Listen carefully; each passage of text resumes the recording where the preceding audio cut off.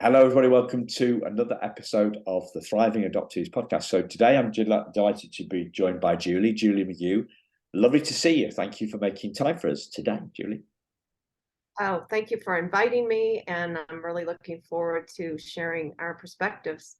Yeah, fantastic. So Julie's joining us from a retreat, a writer's retreat, and she's been spreading the word with adoptive mums. Julie's an adoptee, but she's bumped into three adoptive mums in this writers retreat and networking thing. So thank you very much for doing that, Julie, spreading the word about the podcast. And that, because I'm saying this because it's a natural lead in.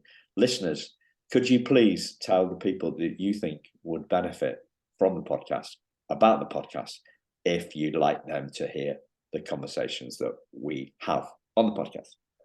And funnily enough, I just mentioned the word conversation because the theme that Julie came up with today was the National Adoption Month theme from last year. She thinks is really important and vital, I guess. And the theme was conversations matter.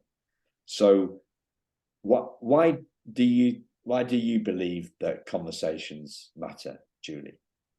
Well, I'm coming at that from a couple of perspectives. I think as an adoptee, when I was going through the search for information and for my birth parents, I would have liked to have had a conversation with my adoptive mom about what I was going through, and would have liked more of her support. We didn't have that conversation. And because we didn't have a conversation about my search and the obstacles I was coming up against and problem solving through that, our relationship really suffered, and there was some distancing that happened for quite some time. I would say about a year. So I missed that conversation, and I'm not sure if it was a failing. I have a good relationship with my adoptive mom, but I'm not sure if it was a failing of hers or mine. We were both adults at the time. I was in my 50s and she was in her 70s. So I think the more we can take a step forward and say, this is really difficult for me.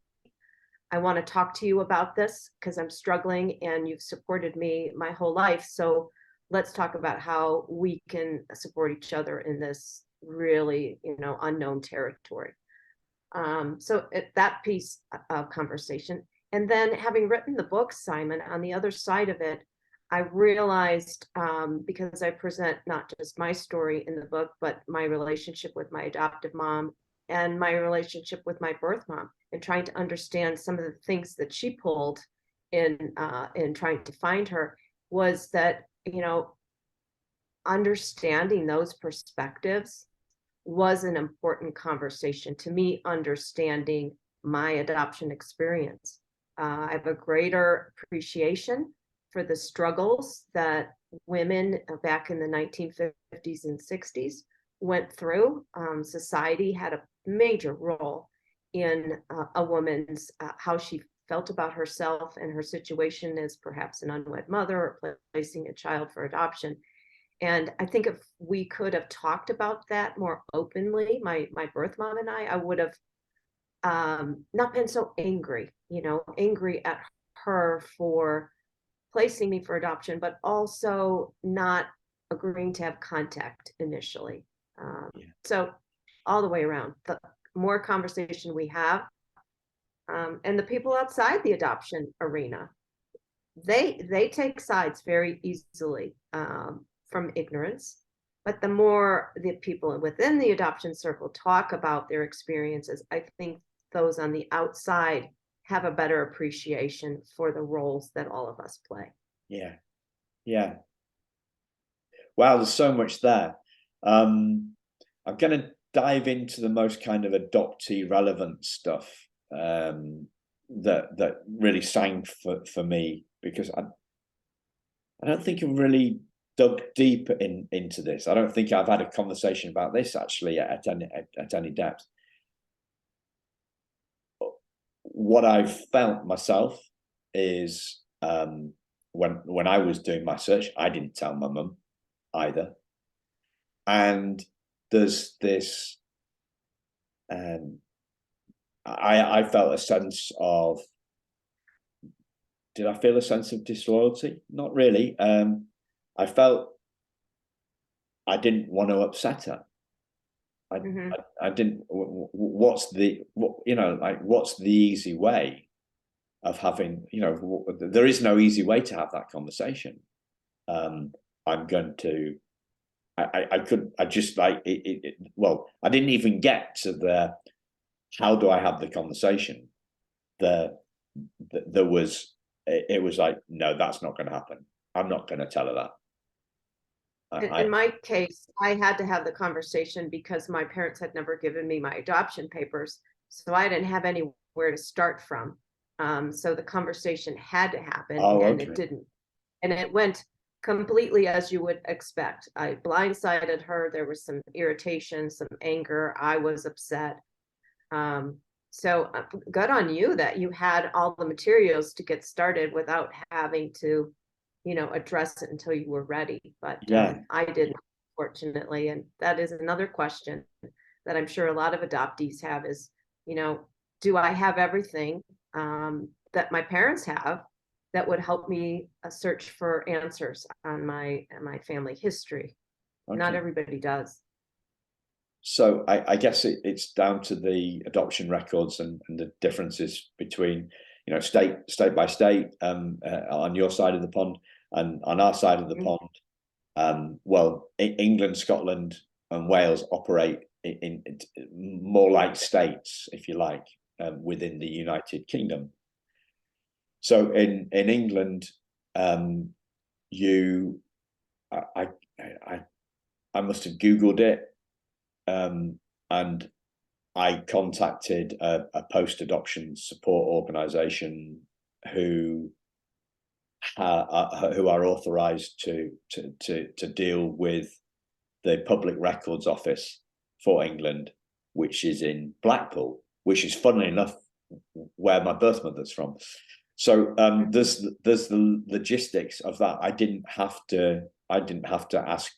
I guess I could have asked my mum and dad some stuff to make that easier, but that didn't even occur to me. When I did the Googling around, it was okay, well, go to this organization. But yeah, there's two stages, isn't there? I guess there's the preparation for the conversation.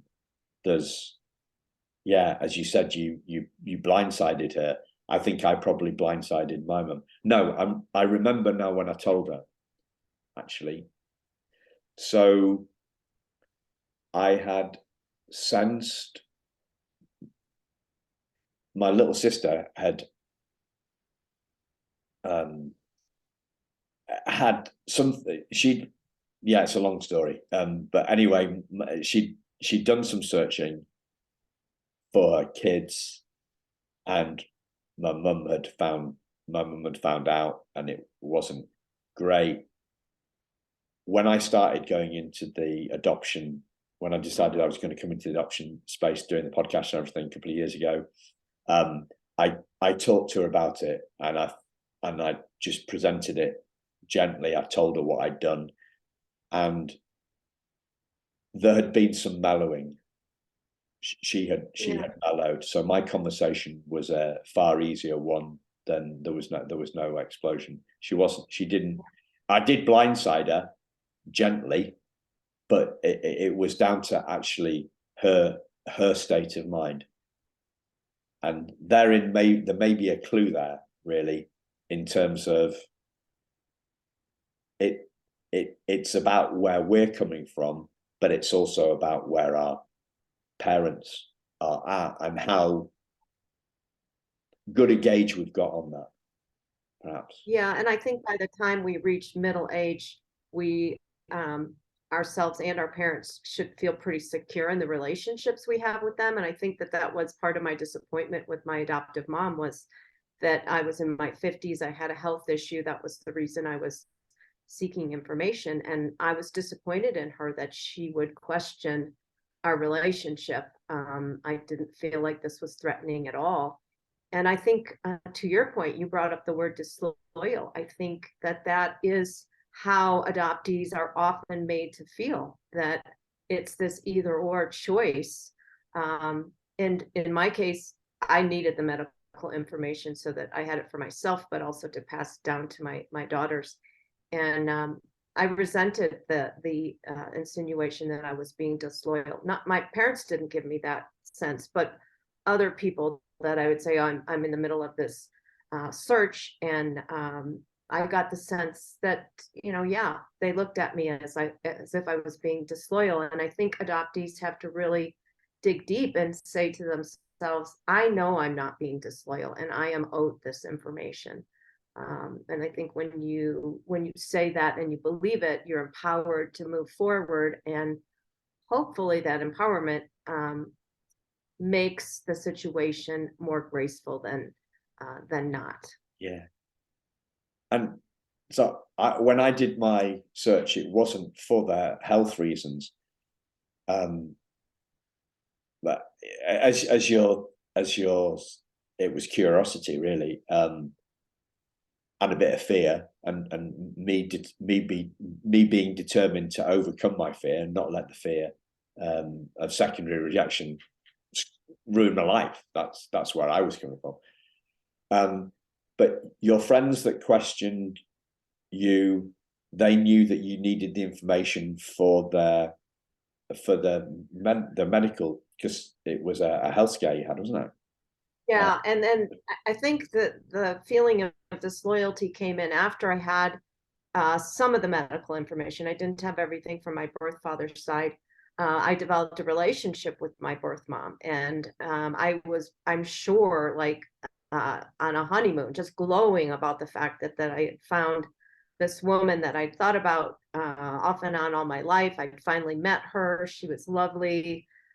We had a lot of similarities in common, and that joy, I think, of knowing where you come from comes out, and then people say, oh, it's like she's decided that her birth mom is just as important as her adoptive mom. And I got the sense that, they wanted me to choose one or over the other. And Yeah. I don't think that we have to. I think, I like to say, I didn't choose to be adopted. And I'm going to try to handle this situation as gracefully as possible. Why can't I have both women in my life? Yeah. I finally got into my relationship with my mom. So my search was 10 years ago. And as you know, I wrote a book about the 5 years that my twin sister and I, we were adopted together.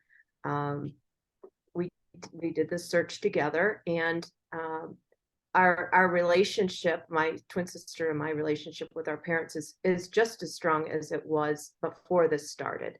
But it took a lot of hard work in the relationship to get back to where we are.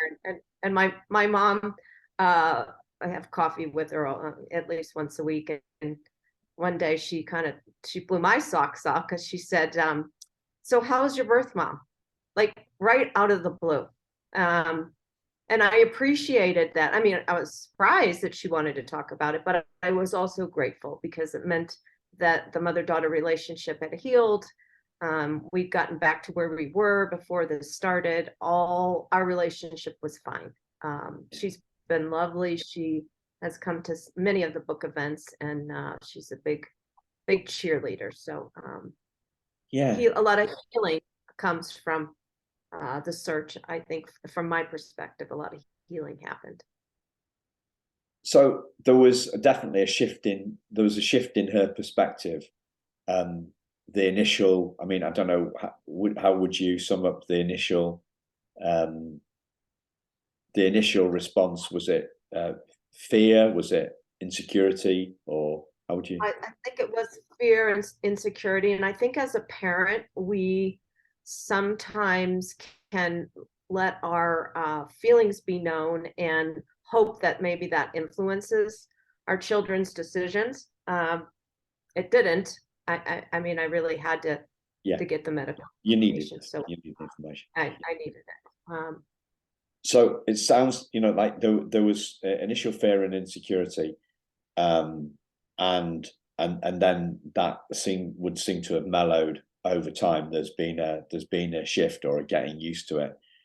And the other thing that pops into my head from that sounds like that's what happened for my mum too. Mm-hmm. You know, in her reaction to my sister and her reaction to me. And I shouldn't really be talking about my sister, should I? Anyway, I've done it now. So the other thing is that I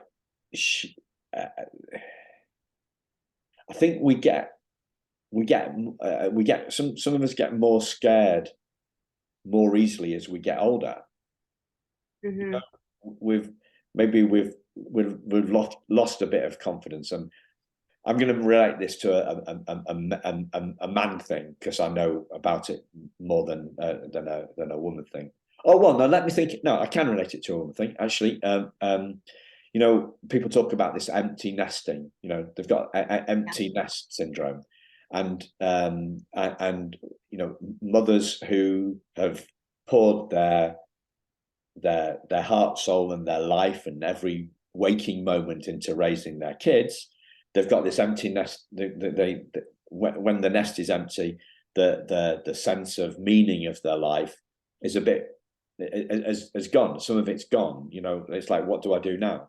And there's a little bit of insecurity, and same happens for, you know, mass generalization, but for blokes in retirement as well. You know, like we've put, and I'm sorry for the stereotypes. I know that life is far more complicated than that, but you know, men. I'm thinking of some friends of mine. You know, they've lost their identity, was kind of tied up in their business, and mine was too, right?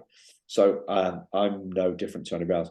But when that's gone, it's a bit wobbly, and you know, somebody that's a bit wobbly, whose grounding isn't quite secure, older, you know, perhaps less resilient, and for us, understanding that, you know, putting ourselves in their shoes, so that we've got a little bit more understanding. And I actually need to do this more with my mum at the moment. Nothing to do with adoption, to do with some other stuff.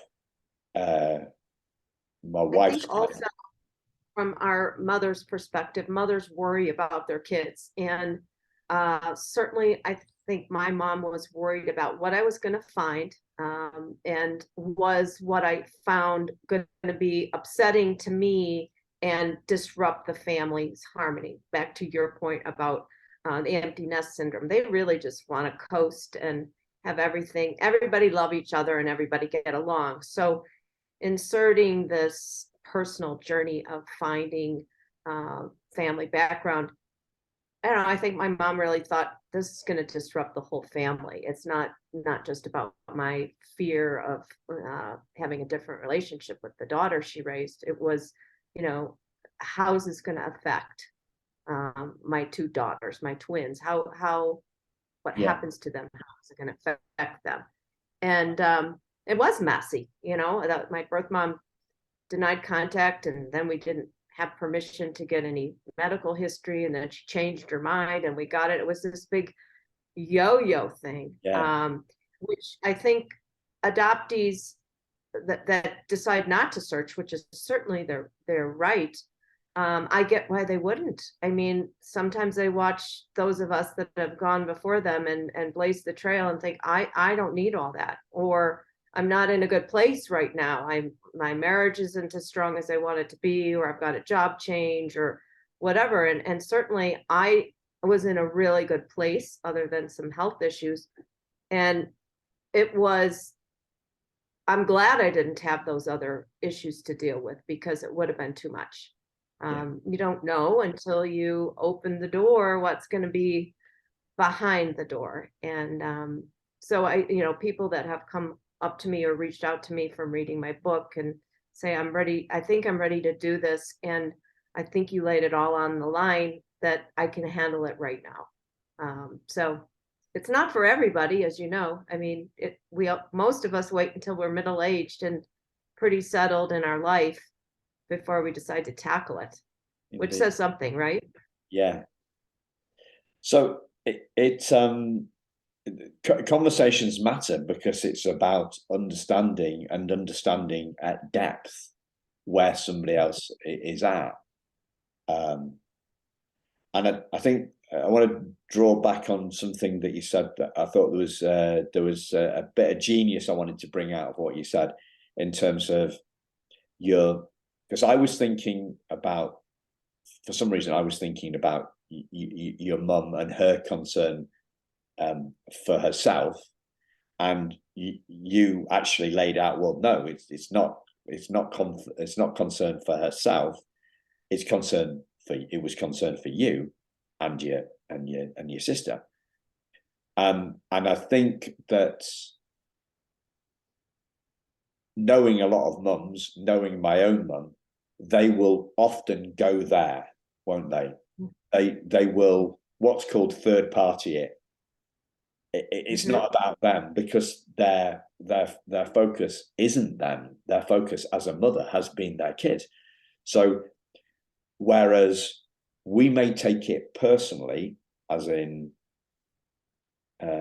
or we may see it as and like, you're a mum, so it's different, right? So maybe for me as a bloke, I would be saying this is her concern for herself or her insecurity.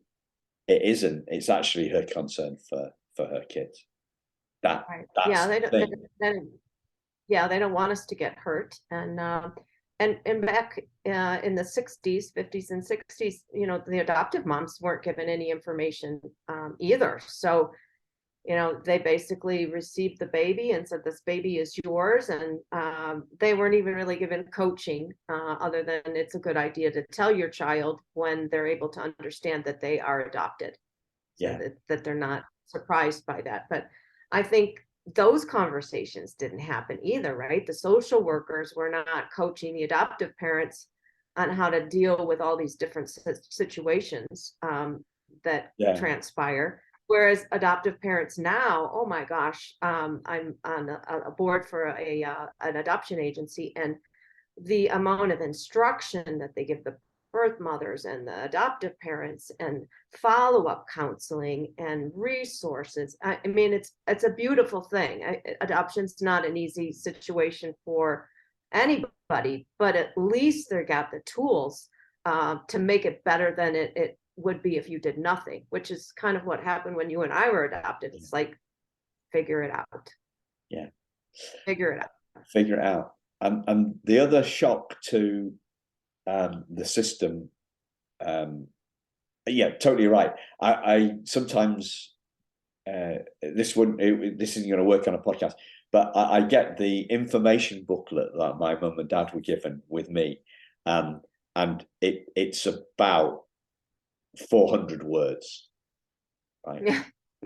It's a booklet. It's like medical history. The birth father wore glasses. Thanks. That's pretty thin. Yeah. Where was I going? With that? Your 400 word description. 400 words. Yeah, it's about 400 words. Oh yes, there's where I'm going. So my mum and dad were told, because we had closed, all records were closed in the UK until 1975.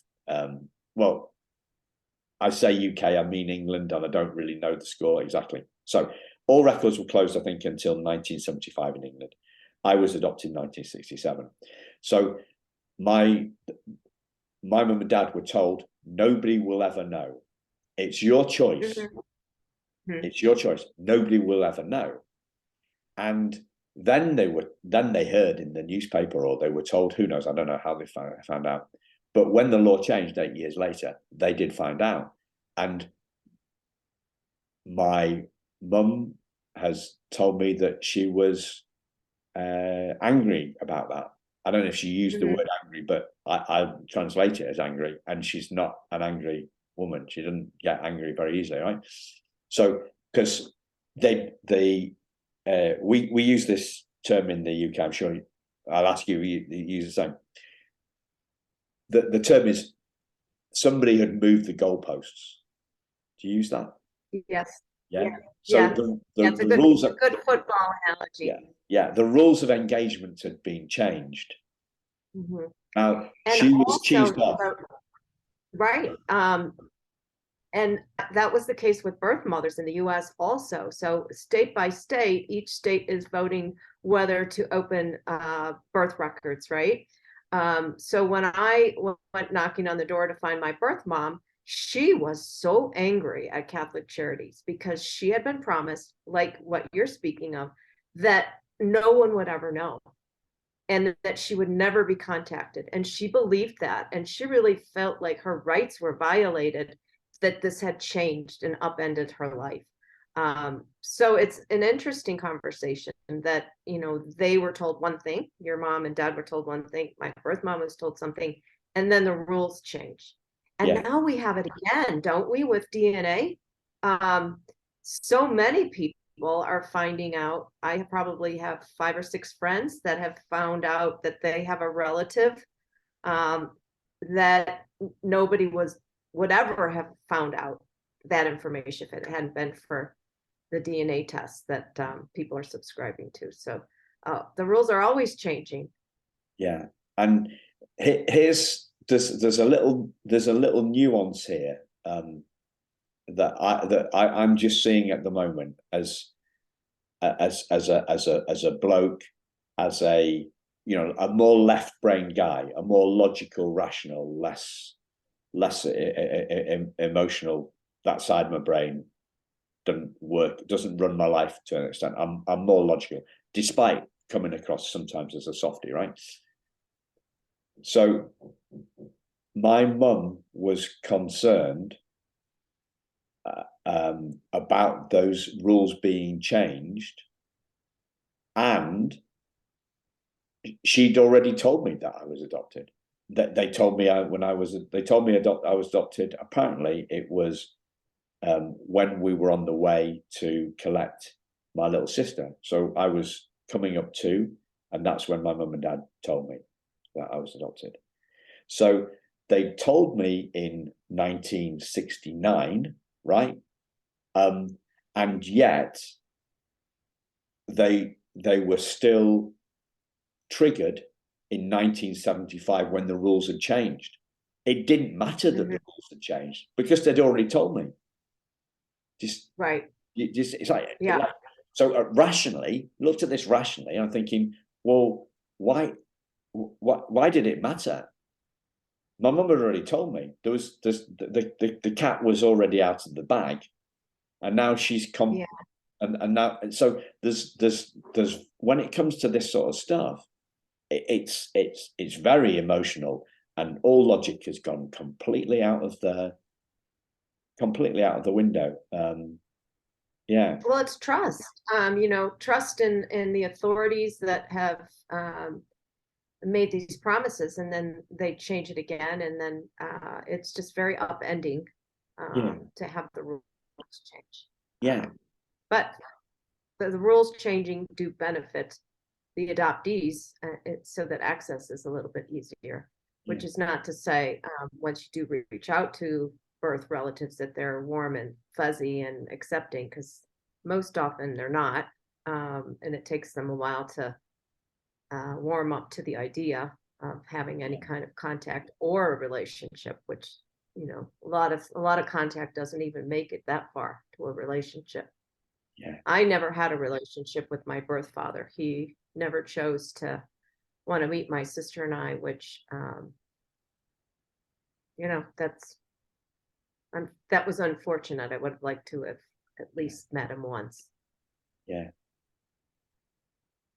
I wrote to a guy who I think was my birth father and never got a letter back. But for some reason, for me, it was never really about him. It was always about Yeah, I her. agree. It was always about the mother. Yeah. I have a relationship with my brother and sister that I met as a result of going down this long search path. And it's an interesting, to a person, the adoptees that I talk about with their searches, the siblings are half siblings or full siblings, however, the logistics work out, are so much more accepting of any kind of contact or relationship than birth parents are. And it makes sense to me because they don't have the emotional baggage, the shame that the birth parents had, and all the things that happened in between. So it's fascinating across the board that our siblings are easier to get to know in general than birth parents. Yeah. So I want to go back to the theme of conversations matter, and it's kind of it popped into my head in terms of to ask you about what you've learned about navigating those conversations, about having those conversations, about going deeper in those conversations, because the only contact I've had, I have no lived experience of this. I've had letter contact with swap letters, and we're now swap Christmas cards with my birth mother's brother, so my biological uncle, I guess you could call him. So I've had no experience in this in the conversations with the birth family, if you like. So what have you learned about that? I have a good example. So the arc of my story in my book ends with me finding my brother and sister, and my parents already know my brother because of this crazy synchronicity thing. So it's got mostly happy ending. But after the book ends, life begins, and I'm in contact with my birth mother. She's married to a lovely man who had 3 adopted kids, so he was certainly more compassionate about the situation than if he hadn't been an adoptive father. But he passed away suddenly, fell in the bathroom, really messed himself up, and he died. And my birth mom did not call and tell me that Floyd had passed away. I found out about it from a cousin. So here's this important conversation that I didn't get to have with my birth mom. She chose not to grieve with my sister and I over her husband's death, but I knew it was more than that. From this work that I had done with my post-adoption groups, I knew that it was about us showing up at the funeral. There was a whole host of people on his side of the family that she had not told that her 2 daughters had re-entered her life. So us showing up at the funeral or at any kind of activity surrounding it was going to put her in a bad spot. She would have explaining to do. She was already stressed. So I called her out on it in a nice way. I said, I found out that Floyd has passed. And this would complicate your life, wouldn't it, if Jenny and I showed up for the funeral? And there was a pause on the phone line, and she said, yes, it would. I said, then we won't come. It's fine. We will choose to grieve with you in a different way at a different time. That conversation healed so much worry on her side, and it healed hurt on my side. But because I'd had this work done with social workers and these adoption support groups, I knew really what her issue was. It was about shame, being looked down upon as an unwed mother, which was such a big taboo in the 1960s. And we worked through that. I mean, I respect the fact that she could be honest, and I think she respected the fact that I stated the situation for what it was. Yeah. That's incredible, because I would never have guessed what you were going to say when the term, there was a term, right? So you actually backed off. So you said, when I called her out on it, I thought, oh, she's gone, like, there's some conflict here. and completely nothing. You kind of you completely I backed off. diffused it. Yeah. Yeah, Yeah. you diffused it, and in diffusing it, you you built up some some credits in the emotional bank account with it, didn't you? I did. Yeah. By Because it would have been, it could have been, if I hadn't understood her perspective, it could have been a point where I said, I'm done with this lady.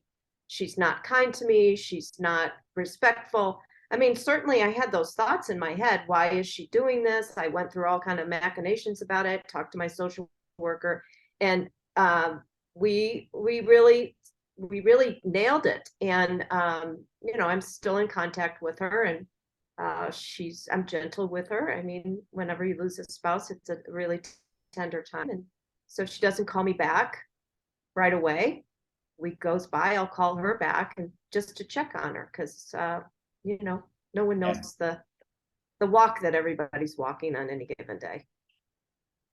stunning emotional intelligence, that just like such acuity, such A lot of hypersensitivity.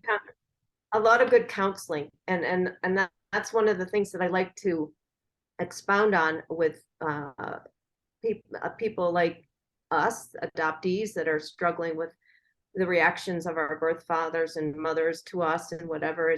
I was in a post-adoption support group, and I still am. Everybody from the equation is in there, adoptive parents and birth parents. And I think because of those conversations, hearing everybody's own concerns and worries and frustrations, you get to a point where, like, this is more than just me. And it's more than just what I want and what I'm disappointed about. And I think that greater perspective really helps us have the right conversations. Is this an in-person group? No, it's all on Zoom. Is it? It started off, and this is through Catholic Charities. They have a post-adoption support group.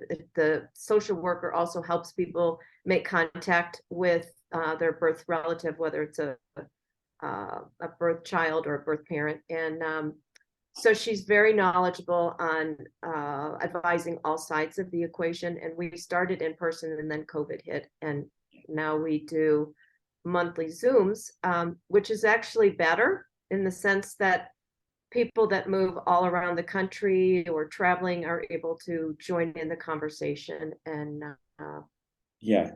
it's still very helpful. It's still very, and as the social worker likes to say, that us old timers, because anybody that's been in reunion with a birth relative for over 10 years is an old timer. She likes us to join in the conversation to give encouragement to the people that are just starting out.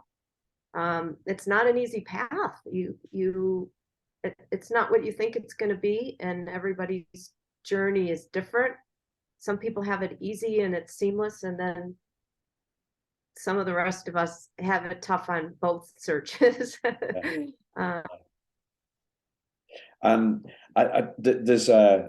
there's groups and there's groups, clearly, and I think if it started in person, there's a different dynamic, isn't there? If it started in person and then gone to Zoom, it's going to have more depth than if it has always been on Zoom. And like, it's a continuation, it's a spectrum, isn't it, of connection and understanding. And it's the polar opposite of the text only Facebook. Like the Facebook groups are, yeah, those Facebook groups, I peek in and out of them now and then. I find, unfortunately, the sentiment in those groups, there's a lot of anger, and a lot of one perspective focus. So it's not an exchange of information or ideas. It's just kind of a venting. Yeah.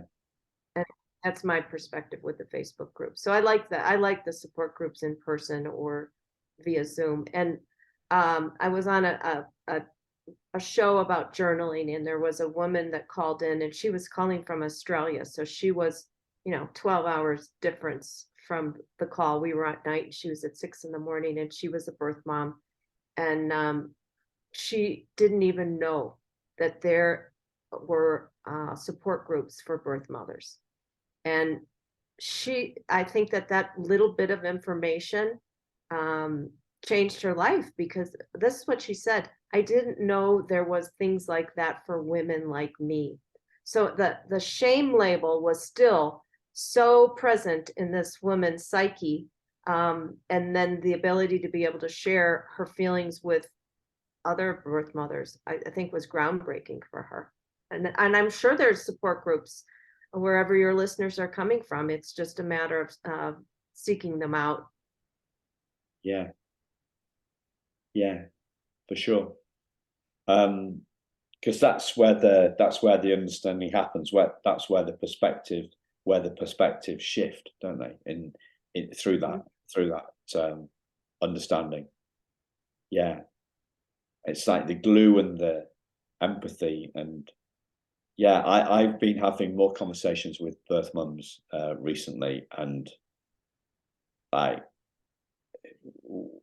what they've been through and their strength that they have uncovered in themselves, and is like instant to me, you know, like it totally blows me away. Yeah.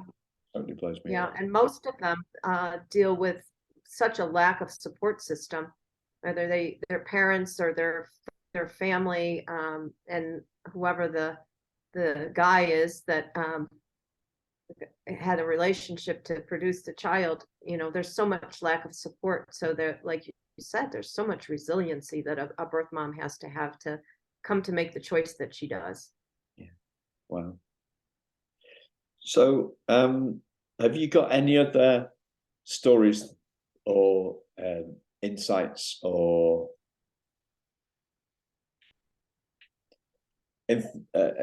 things that you'd like to share about enhancing our conversation?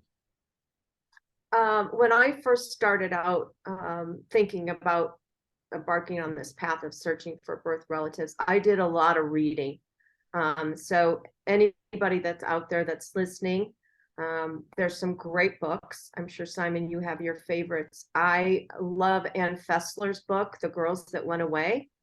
I think there's a documentary now called Girls Like Us. So there's a film part of that. It's a wonderful, wonderful book. Not something you could sit down and read in a weekend. You know, it's strong. There's a lot of stories and sharing, but it gives you a real perspective of what society was like in the 50s and 60s and 70s. So that's one of my favorite books to read. And certainly The Primal Wound, Nancy Verrier, that's a really great book. Those books helped me think about, what am I getting into? What do I think about being adopted? And I think that mental work before you get started with knocking on the door to the people that you're related to is important. You kind of really need to know how you feel about your adoption. I would like to say I've come to terms with being an adopted person now. I think it was one of those personal things that I just shoved into a little drawer, because closed adoption, you know, you can't have any information. So as a kid, I didn't even think about it really much. But then you do as an adult, and that little wronged person that we are, adoptive people, I got irritated with the authorities telling me I couldn't have something that concerned me. So I think there's a lot of things we think about as adoptees, and sorting all that out before you get going on the path to information is really a valuable tool. And as I said, the support group for me, going through the search and even now afterwards, has been really important, just to have your tribe, you know. If your families don't support you, at least you have people you can go to and say, did this happen to you? How did you deal with it? You know, what should I try next? And that conversation with people that are like-minded is so, so invaluable at such a tender time. Yeah.